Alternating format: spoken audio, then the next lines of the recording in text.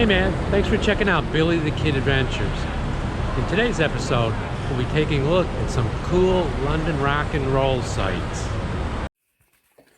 Britain has created some of the most famous and influential rock music of all time, and London specifically has been the setting for many of these notable rock bands.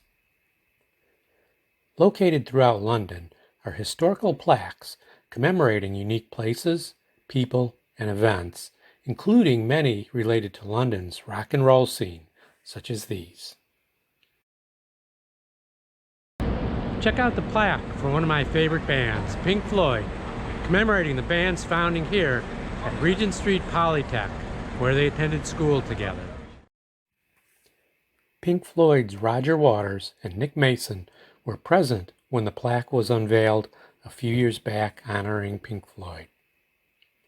Here's a close-up of Pink Floyd's commemorative plaque in London.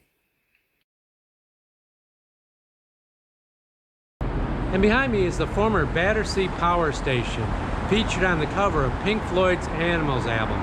You may recall the story of the pink pig that floated away during the photo shoot. Here's the classic Pink Floyd Animals album cover with the infamous pink pig. Mention Abbey Road, and almost immediately, thoughts of the famous album cover with the Fab Four crossing the street comes to mind.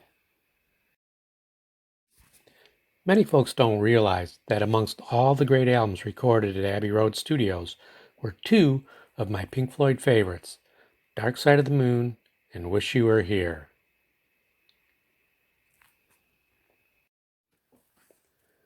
Another plaque I enjoyed tracking down in London commemorates what turned out to be the Beatles' final concert up on the rooftop at 3 Saville Road in January of 1969.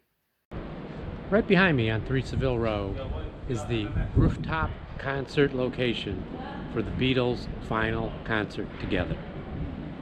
Georgia was a man who thought he was a loner, but he knew it wouldn't last. Another place I had to stop by in London was Carnaby Street, home to swinging London back in the day.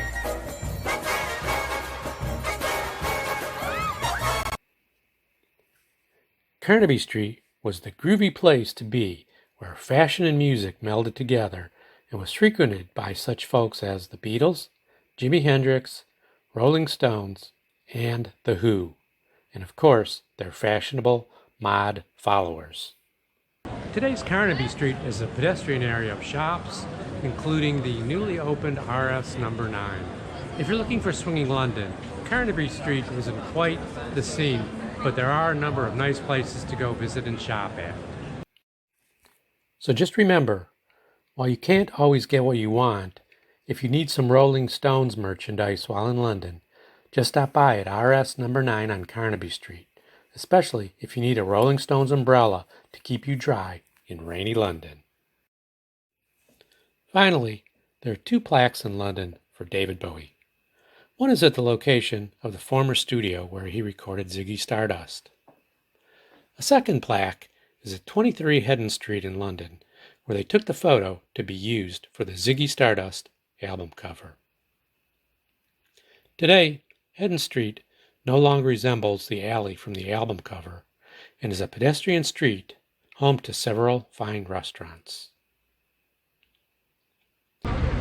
When David passed away in 2016, fans gathered in his hometown of Brixton by the ritzy Picture House and joined in the celebration of his songs. His hometown as our Brixton boy at the local ritzy cinema, where his fans gathered to sing along in a heartfelt hometown. This is Major Tom to ground control.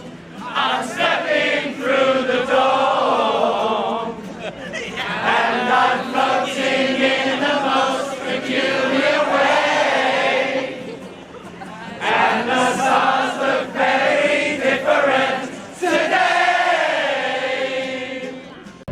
Nearby in Brixton is a mural honoring David Bowie that's become somewhat of a shrine to his many fans. Following David's passing, there's been a petition drive to have a plaque made for his birthplace at 40 Stansfield Road in Brixton.